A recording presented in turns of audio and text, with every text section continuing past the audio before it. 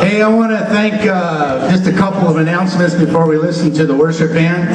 I want to thank Alan Teixeira, the owner of this ranch that so generously allows us to use it. His son Stephen is around here somewhere. He was here earlier. Thank you too, Stephen. And Alan called me this morning fairly early, I don't know, 8 o'clock or something like that. Really not that early, but he was in Elko, Nevada, hauling some bulls to Wyoming. So those of you that know Alan aren't too surprised about that. I said, well, you must have left early. He did. So thanks to them and C and for the use of this place. It's such a blessing. Hey, we got to thank Michael and Dan too for cooking this good food for us every month.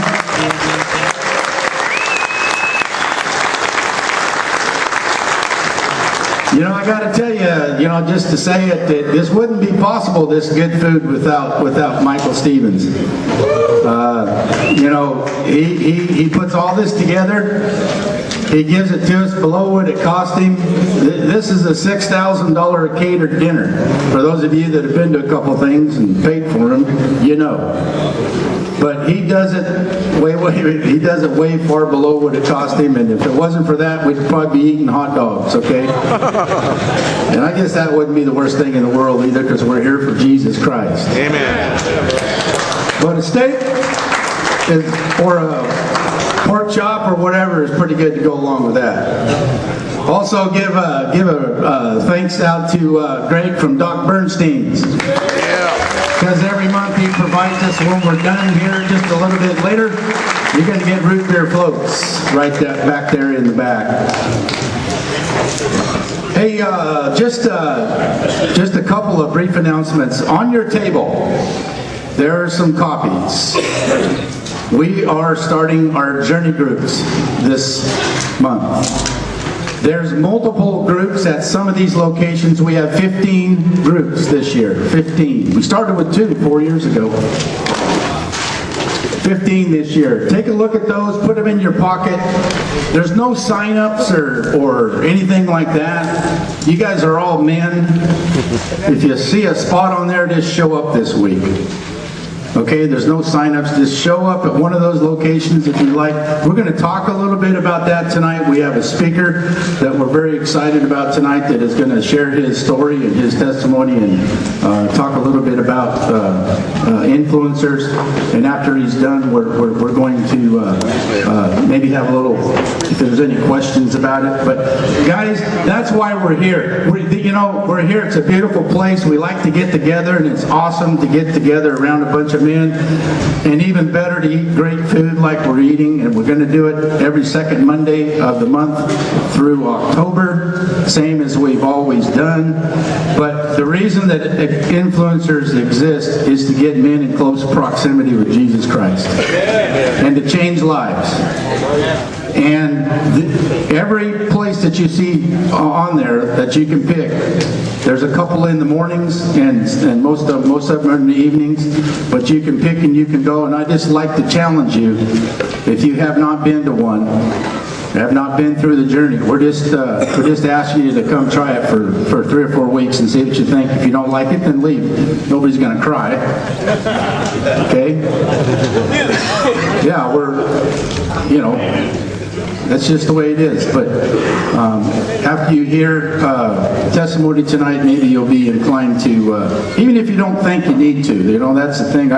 Once in a while I hear a guy say, oh, that's pretty good for those guys. Well, that's good. I guess you're already in heaven. It's good for every man. Amen, brother. It's good for every man. And you know what? If you're doing so good, how's your son-in-law doing? How's your son doing? How's your grandson doing? Are you reaching back? Are you on your own journey? Good, I'm glad you are. But are you reaching back and bringing somebody with you? Think about that a little bit tonight when you hear the story. I'm going to conclude the announcements, and I'm going to read a letter. I'm going to try to read this letter. This letter was sent to me by a man that went through a journey group last year. and it showed up in my inbox. I wasn't expecting it. And I'm just going to read it. Let me put my glasses on.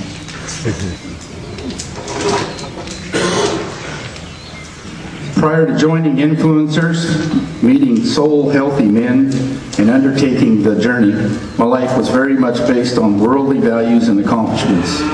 I had completed a relatively successful professional career and had accumulated a reasonable number of material assets that I thought and had been led to believe would bring me pleasure and security. Over just 12 months of participation in M6, M24, and solely business, but most specifically the journey, I have come to know and understand that all those things that I believe to be so important and which I strive for with such dedication were completely and utterly empty. They were like fast food, something that you were conditioned to eat, that you think you need, you seek out, you consume, and then instantly you forget, or worse, you regret. There was no lasting value, sustenance, or goodness in any of those things alone. Through influencers, I have learned and come to understand what is truly important, and it is not things of this world. The greatest lesson I have learned, cemented by my mountaintop experience at Soli, is that I have a spiritual father who not only knows, cares, is willing and able, but who truly loves me, always has and always will. For a boy who never had a true earthly father, just a series of men who deceived and abandoned me, this was a revelation that truly changed my heart, purpose, and direction. Other lessons included prayer, journaling, conversations with the Lord, obedience, serving, all of which bring more joy and enlightenment than anything I had previously experienced. My change of focus and priority has brought huge benefits to my marriage.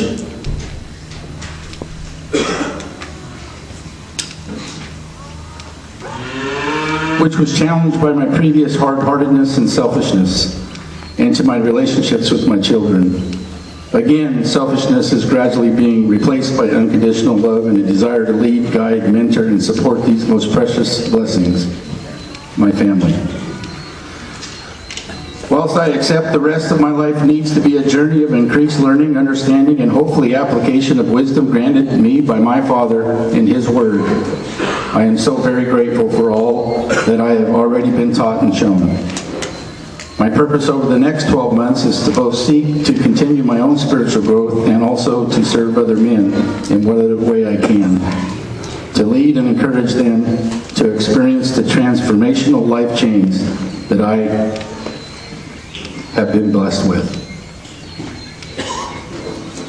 I don't know that I need to say any more. Let's play some music.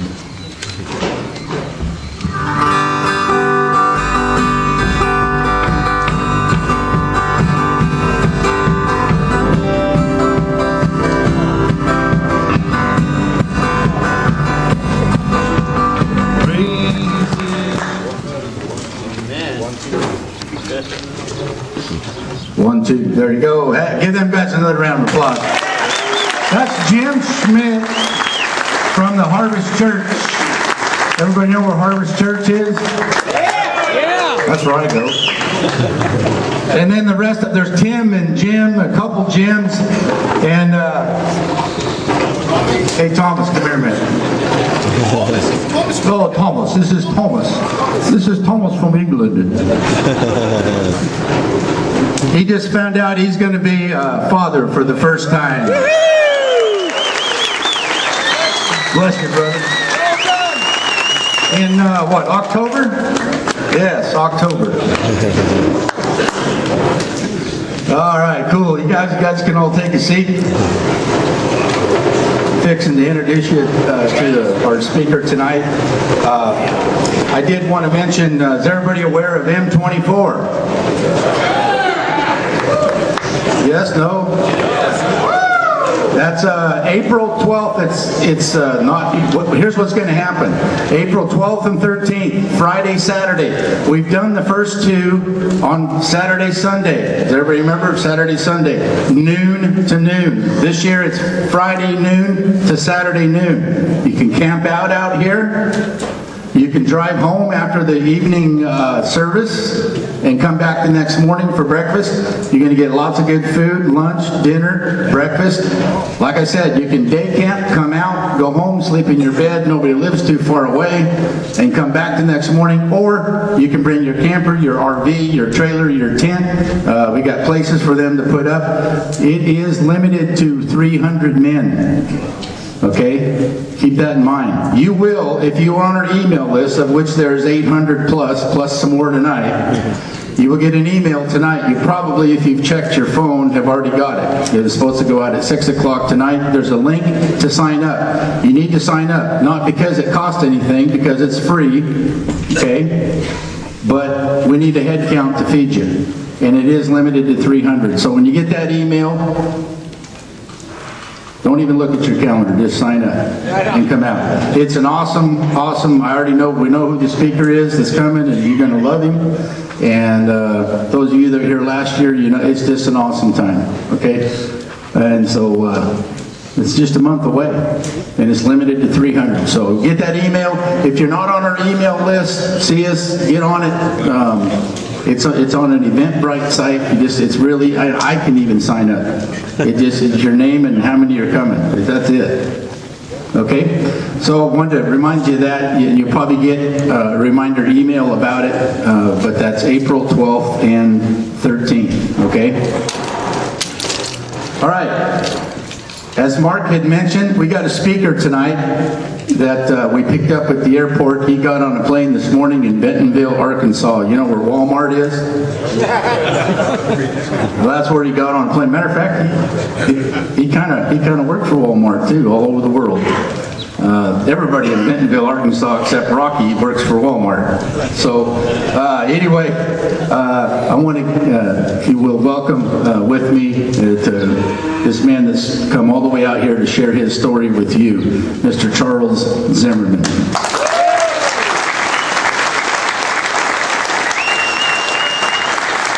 Yeah, so notice he said he really loved the speaker at M24. He didn't say anything about loving the speaker tonight. So, and I've been introduced a couple times as coming all the way from Arkansas as if it's on the other side of the universe. And that kind of bothered me for a while, but then I've been thinking about it. We kind of think of you guys as being in a completely different universe, so that's okay. But isn't this gorgeous? I mean, my gosh. So when I was at Walmart, I spent a few years in the international division, and one of the things I used to get to do was host people from different countries as they came into the Ozarks. So Bentonville's in the Ozarks. It's beautiful, a little different than this, but it's beautiful. And so I always wanted to show off the best of the Ozarks. Felt like I was an ambassador for the U.S. I wanted them to be blown away when they went back to their home countries. And I had a couple guys from Russia come in one time, Nikolai and Andre. Andre spoke English fairly well, Nikolai not so much. He knew how to say cheeseburger and ribs. And I took him to Chili's at first lunch, and he said, cheeseburger. And so I started ordering, he goes, and ribs. And so I had the translator tell him, no, you don't want both, one or the other. And he just kept, cheeseburger and ribs. And he ate cheeseburger and ribs every day while he was in Bentonville. But I took it was at Christmas time, and Bentonville is a small town, about 15,000 people. It's kind of across of Bedford Falls from It's a Wonderful Life and Mayberry from the Andy Griffith Show. It was Christmas time, so the square, it has a square with a Confederate statue in the middle. We still have our Confederate statue. Christmas lights decked out. I mean, it was beautiful. You know, carolers out singing. And I heard Nikolai and Andre Russian in the back of the car speaking. And then Andre leaned up over the back seat to me and said, Charles, Nikolai wants to move to Bentonville. And I can tell you, where's Stephen? So when we go to the hotel after a while, Jim, you may hear me and Stephen talking, and he may lean across the seat and say, Charles wants to move to Pismo Beach, because this is fantastic. So if you had asked me 2 years ago, when was the last time I'd shared my testimony, I would have grimaced, and I would have thought back, and I would have said 1990. So it was the year after I graduated college. So you can do the math. That was a long time. And the reason for that is there wasn't a whole lot to tell in that time. So what I'm going to tell you tonight is a story that it's my story, it's God's story, it's our story, and it's not dramatic like some of the ones you may hear here. I mean, thank God, didn't have a failed marriage, didn't have a wayward child, didn't have a failed business. From a worldly standard, even from a spiritual standard, it looked like I had it all. But over the course of a few months, I found out that there had been something missing for a long, long time, and that's what we're going to talk about tonight. But I grew up in Tulsa, Oklahoma, which is the Bible Belt. Saved when I was 7 years old. Southern Baptist Church. I remember the hymn, "It was just as I am." I can still get a little misty when I hear that hymn. Grew up in the church. Always dated Christian girls. In fact, all the women in our church wanted their girls to date me because I was safe. I mean, look at me, I'm pretty safe, right? Went through high school, graduated high school, went to college at the University of Arkansas, got involved in the Baptist Student Union because, again, I was a safe, good Christian guy. That's what you do. Dated Christian girls, went to church, went to Bible studies, did all the things that you're supposed to do, and never doubted my salvation, and knew I was saved, knew I had a place in heaven when I died, and thought everything's good. So go on a few more years, and I graduated from the university, and I moved down to Dallas, Texas. And Dallas is a nice place, but it's a big city, and I wasn't used to big cities. And after a couple of years dating some Dallas gals, I realized, I'm not going to marry a Dallas gal. They're just not for me. And a friend I met there said, Charles, you need to be praying right now for your wife, wherever she is. So Thomas, wherever you are, you need to be praying for your child right now. I'm sure you already are. So, and I had probably never really prayed fervently for anything in my life. So I'm, 23 now, I guess. So I think, I need to find a wife, and I haven't had any luck, so that's what I'm going to do. So I started praying fervently for a wife. My first experience of really deep prayer. And after a few months, and I don't know exactly the time frame, but one day I went driving and I found myself in Tyler, Texas. Any of you are old college football fans, Earl Campbell, the Tyler Rose, came from Tyler, Texas. And Tyler looks a little bit like Northwest Arkansas, so I decided, I want to transfer. So I went back to my boss that Monday and said, I want to transfer to Tyler, Texas. A few weeks later, I found myself in Tyler and moved on a Saturday, and that Sunday I was at church waiting for the service to start, sitting in the parking lot, because again, I'm a Christian guy, I go to church, and I look up from reading the newspaper, and there's this girl walking in front of me. She looks at me, I look at her, and 12 months later, that was my wife. So, I got what I prayed for, so I quit praying. A couple more years go by, we have a son. Had some health issues there, so prayed again, but those health issues got better, so stopped praying again. Then I moved to Arkansas and got my dream job with Walmart. Fantastic job. I had a fantastic career, 28 years.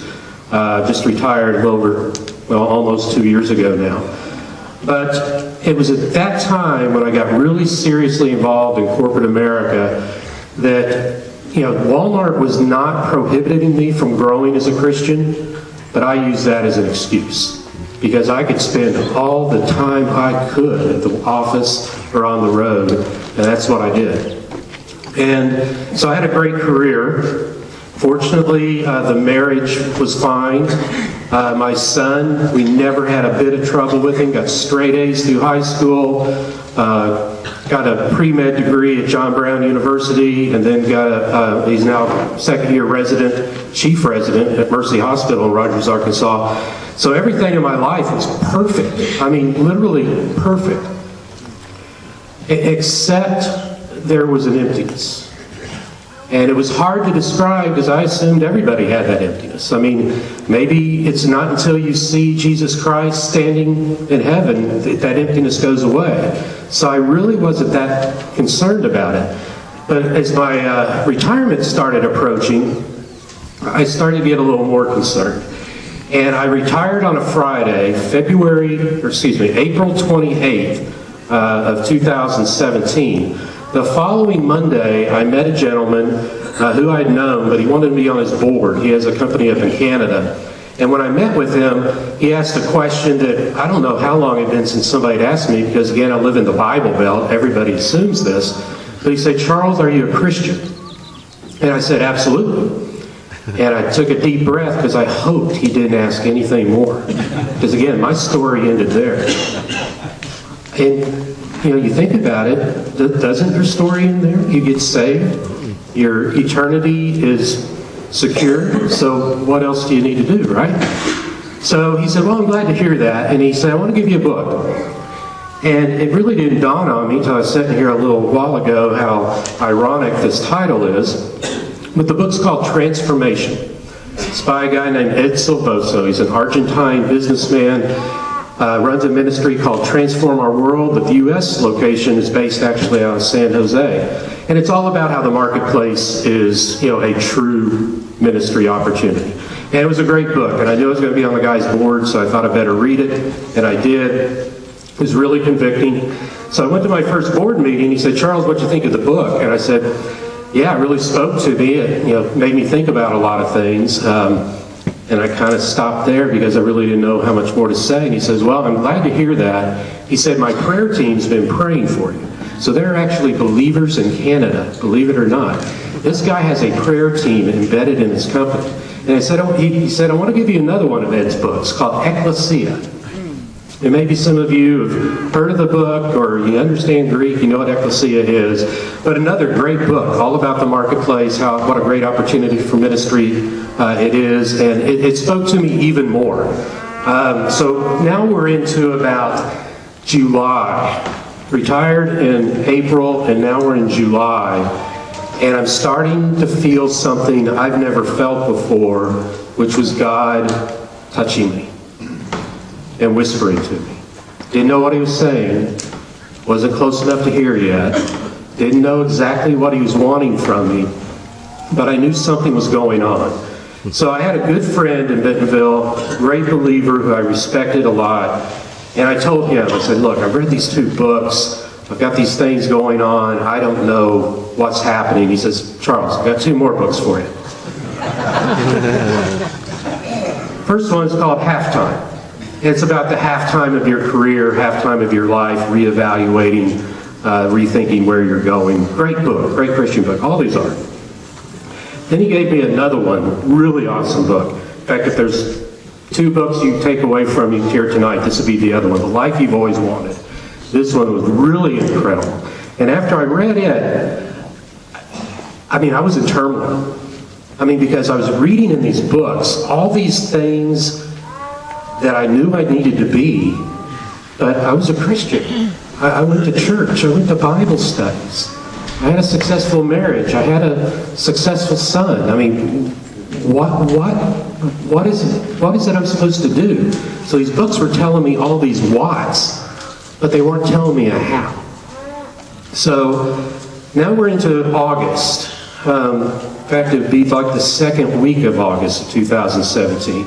And a friend of mine that I'd known for 25 years over in Tulsa, a successful businessman, runs a large architectural engineering firm.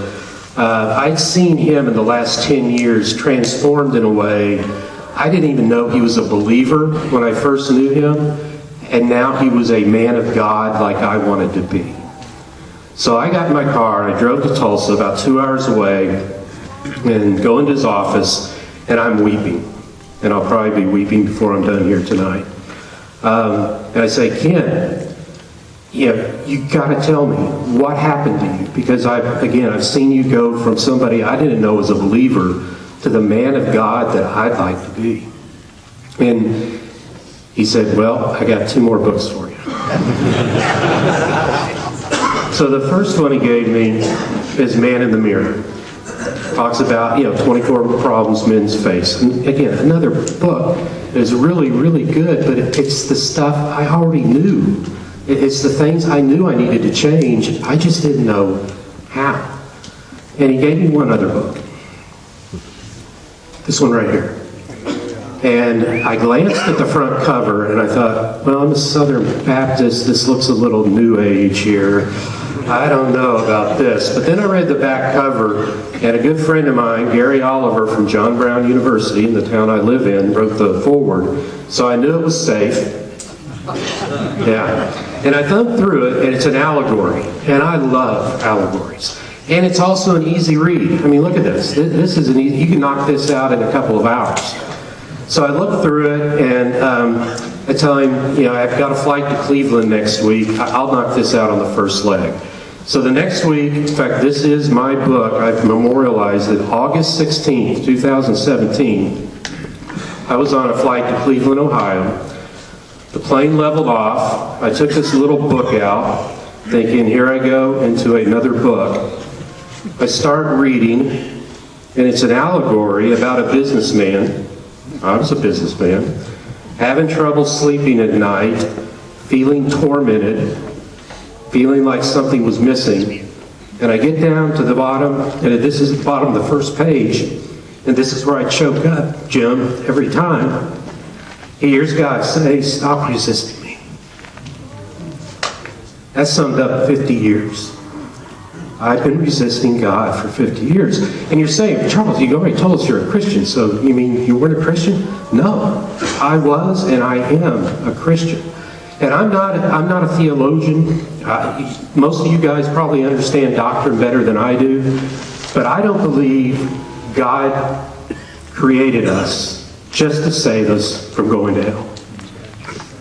I think he created us to have a relationship with us. And it's through that relationship that we can avoid hell if we make the right choice. But there are so many of us that we avoid hell and we stop. And we secure that future, but we do nothing about the present. And reading this little book, I mean, again, you can read it in a couple hours. It took me 3 days to read this book, because I had to stop and pray, stop and pray, and stop and pray. This book told me what was missing, and what was missing was what we refer to in the journey as an intimate, abiding relationship with Christ.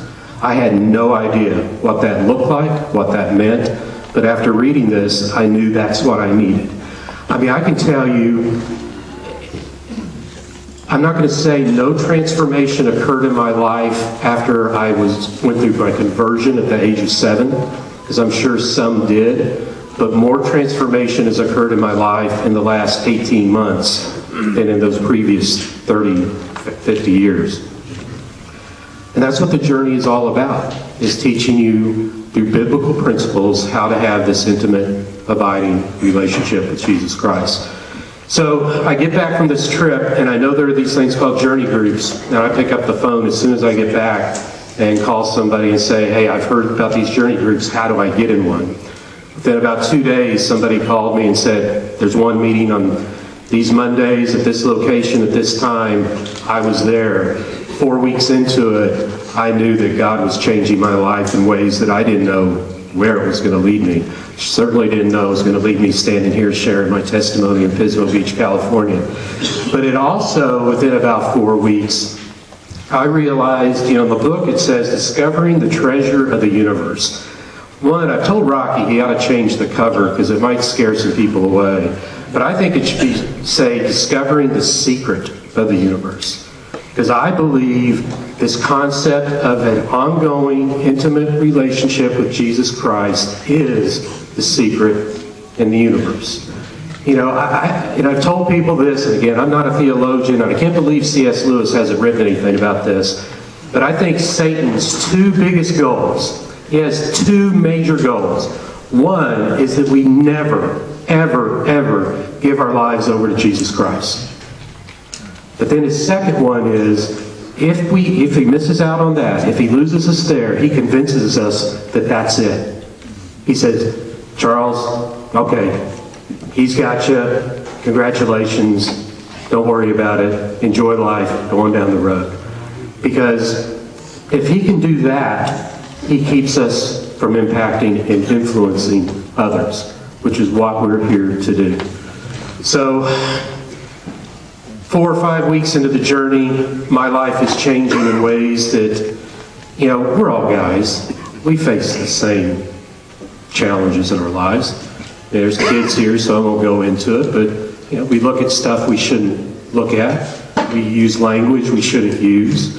We enjoy beverages more than we ought to enjoy them. So there was a long list, and I don't want to get legalistic here, but there's a long list of things that I knew I didn't need to be doing, but I didn't have the power to stop. Virtually overnight, Jesus Christ gave me the power to stop. Equally, there was a list of things that I wasn't doing that I needed to, primarily with my family, that virtually overnight, Jesus Christ helped me start. I remember, and I'll get choked up here too, because if Jim was telling his story, he'd get choked up at this part too. But one of the things we do in the journey is we recognize that there is such a thing, and this is all biblical, there's such a thing as hindrances to prayer. I mean, we'd all like to believe God always hears our prayers. The fact is, you read the Bible, there are things we can have in our lives that keeps Him from hearing our prayers.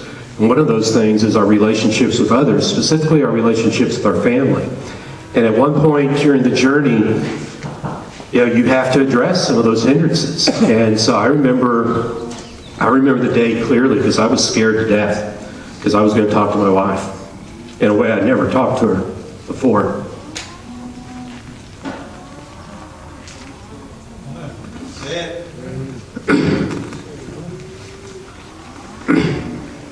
When I proposed to my wife, like a Southern gentleman does, I got down on my knees, asked her to marry me. Then and I already told you before I met my wife, I prayed for her fervently for several months. About 4 or 5 weeks into the journey, we were on our way home from doing some shopping, and I said, you know, when we get home, I need to talk to you. Scared her to death, as you can imagine. It probably says a little bit about where my marriage was that it scared her to death. But I took her into my study, which is where I do my devotion time, and I set her down in the chair I sat in, and I got down on my knees, and I asked her to forgive me. Because I knew I had not been the husband that God wants us to be. And I also had to do that for my son. You know, as perfect as my son turned out, it was by the grace of God. It had nothing to do with me because I was a lousy father. And I make it up for now with my granddaughter. But, you know, I just look across this group and it breaks my heart because I know there are men out there, good men. You go to church, you go to Bible studies, you try and do the right thing, but there's something missing. And that something missing is this intimate, abiding relationship with Jesus. And you can walk out of here right now saying, you know what? That really touched me. I'm going to go home and I'm going to be a better husband. I'm going to be a better father. I'm going to be a better grandfather. Good luck. Because I don't think you can do it. He can do it. Amen. In fact, there's, you know, I hate to get kind of humorous now, but Tom C., Regional Director for Influencers, he and I have a running joke. The answer to any question is intimate, abiding relationship with Jesus. So you want a better marriage? Intimate, abiding relationship with Jesus. You want to have a better relationship with your children? Intimate, abiding relationship with Jesus. You want to have more success in your business, intimate abiding relationship with Jesus. But you know, that's why we're here. We're not here to try and do it on our own. We're not here to sit on a pew, riding it to heaven, hoping that, you know, that day will come someday.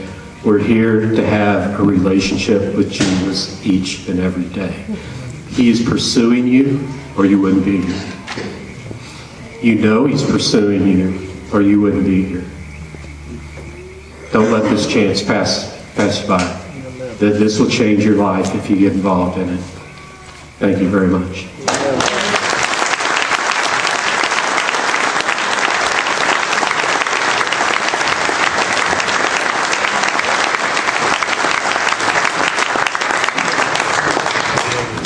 Charles, I just wanted to ask you a couple questions maybe before we wrap up here tonight. But it was, when was it that you went through your first journey group? Yeah, so I'm not an old timer. This time last year, I hadn't even completed the journey the first time. So it was 2017, 2018, and I think the next question is, I'll go ahead and answer it. So I finished going through the journey, and now I'm co-guiding 2 journey groups. Oh, brother.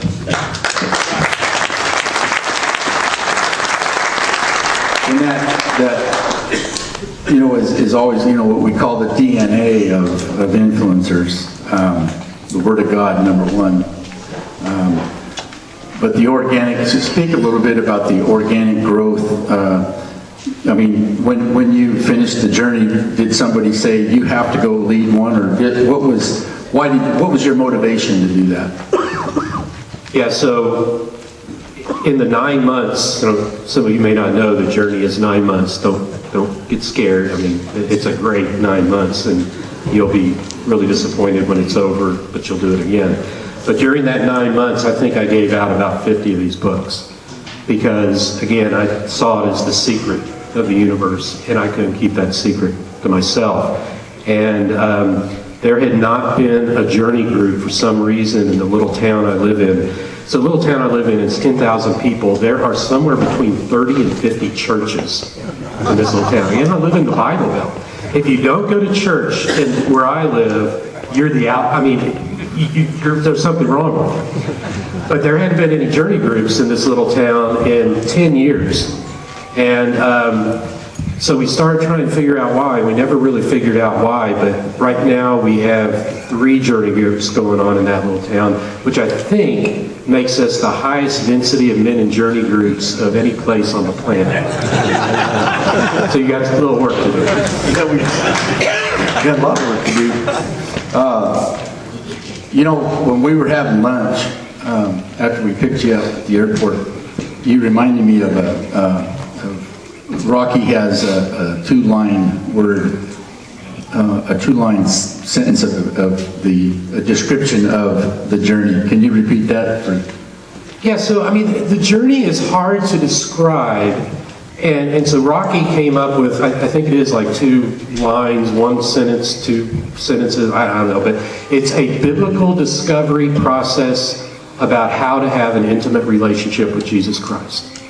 I mean, so again, this is an allegory, but it's all based on the Bible. It's all based on Scripture. And you guys are smart enough as you read it to figure that out. But, I mean, there are some people that take issue with that it's not, you know, just a purely, you know, Scripture after Scripture after Scripture, but it's all woven in there if you just look for it. Speaking of that book, there's one on each table, and anybody that wants to grab it can grab it. And anybody that wants it, after they're gone, I've got more in the back. I've got in my pickup. And just before we close in prayer tonight, I'm going to ask all the guides and co-guides that want to come up here, any of you that want to come up and have prayer. But as they do that, let me ask a favor of everybody. So I paid my own way here. You know, influencers offered, but no, I paid my own way here. So I think I have the right maybe to ask you for a favor. So here's my favor I want to ask you. If you haven't read that book, get a copy of it, and just do this. I mean, it's an easy read as it is. Read the back cover, the acknowledgement by Gary Oliver, so you know what it's about. Read the first 10 pages of the first part and the first 10 pages of the second part. And if it is not blowing you away, eating at you, speaking to you, put it on a bookshelf, give it away, return it, whatever you want to do. But 20 pages. 20, and it's big print too. It's for old people like us. 20 pages. Read that. And if God doesn't speak to you through it, you're in a different season, there's something else. But do that for me, please. Because I guarantee you, there are people in here that you won't stop at those 20 pages. You won't stop until it's 2 o'clock in the morning and you finish the book. Because I've seen it happen over and over and over again. Then you'll be calling Jim, you'll be calling Steve, you'll be calling somebody, when can we talk? Because God will use it to start changing your life.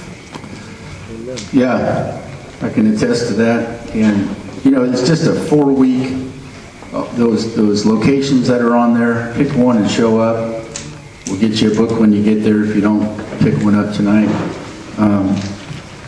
This is just the introduction, too.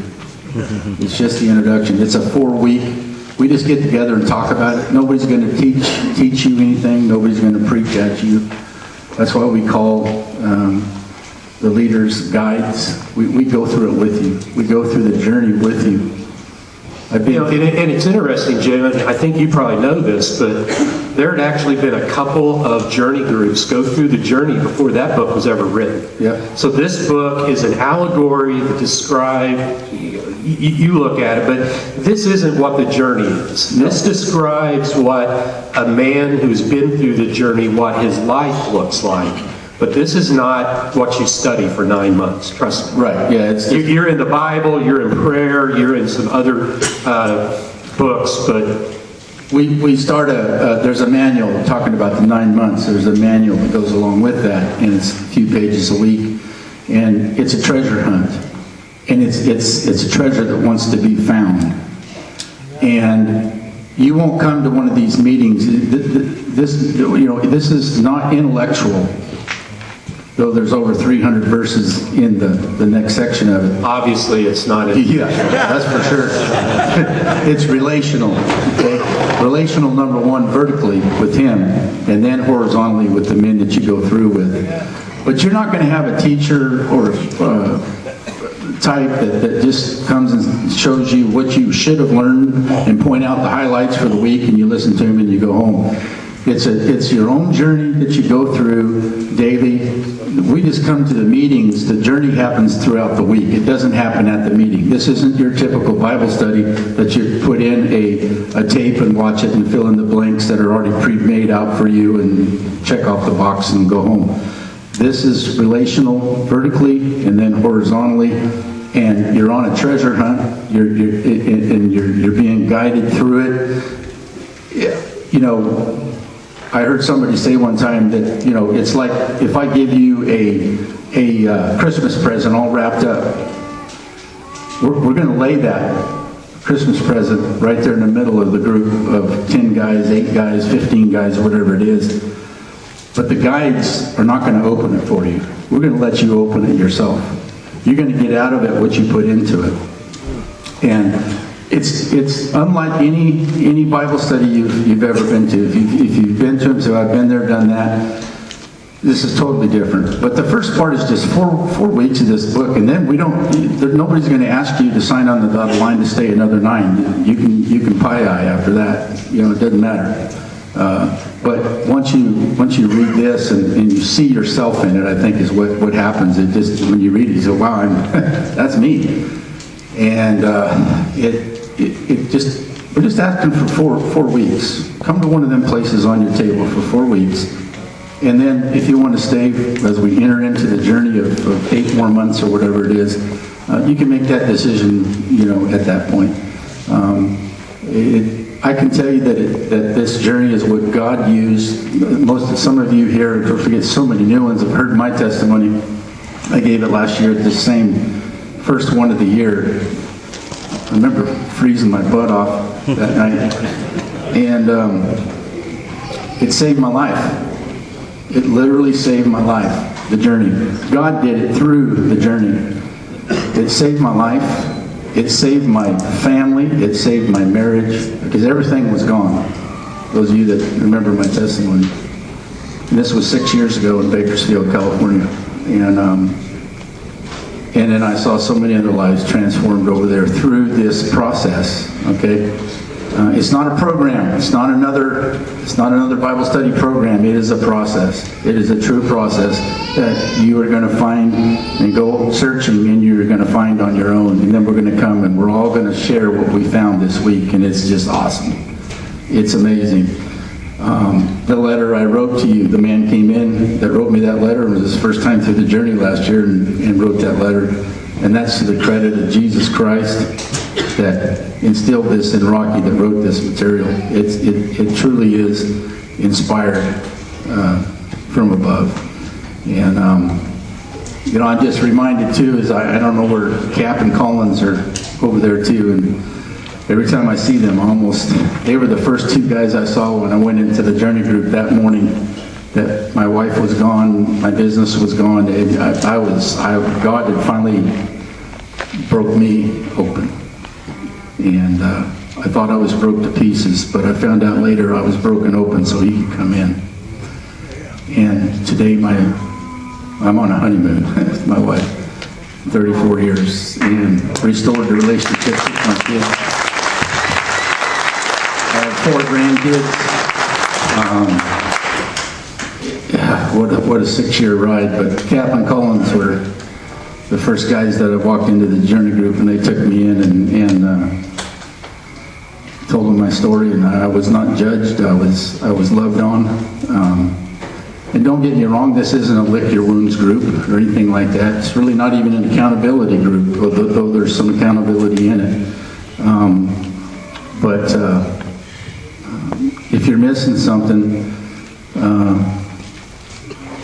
we all been there. If you're missing something, or if it's like I said earlier, and it's if you're good, that's good. I'm happy for you. But what about your family? You got a son? You could give that list to a son-in-law, a grandson. Come with you. Come to these. It's great. Let's get 1,000 people out here. We'll go out on the lawn. You know what? God, whatever. Not afraid of nothing. We'll just keep doing that. But if you want your life transformed and changed, and if you've never heard God talk to you, and if you've never had that abiding relationship, sometimes we sit and we hear lots of great sermons, and it's almost like we inherit that we have it, but yet it's that piece that's missing, because you think everybody else has it because everybody's smiling, and so I must be missing something. And then we realize it's just a mask, and then it falls off. It'll change your life. Even if you think it's perfect, it'll change your life. Give it a try, just 4 weeks. Anybody can do anything for 4 weeks. See what you think, and then commit or don't commit. But take one of them lists home, if you would. Don't forget about M24. You other guys come up, you guides and co-guides, if you would. These are just regular men that are like myself, like Mark, that are leading these groups. And they've all been through the journey. And then, just like Charles, they wanted to reach back and let, man, this changed my life. Let's multiply this thing. As I said earlier, we started with 2 groups. Now we got 15. And it's not about the numbers, but I don't know, you got to measure it by something, I guess. So every one of these men have been through the journey, and they're wanting to go through it again with you. And we go through it. We just go deeper. It's like Rocky told me when we first started 4 years ago. He said, "Jim, go deep, pray big, just let the Holy Spirit do it. And this thing, I promise you, I've been in business all my life, And I can say this from my gut, this thing is growing legs and growing wings. And this Central Coast is going to be on fire.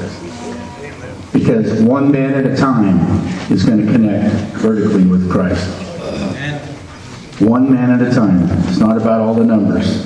Just one man at a time. So thank you very much for coming. Dr. Bernstein back there with root beer floats. If you guys want to come up and talk to some of these guys, if somebody needs prayer, come on forward. Thank you very much. God bless each and every one of you, and we'll see you in the next M6, which is the second Monday of every month. Thank you very much.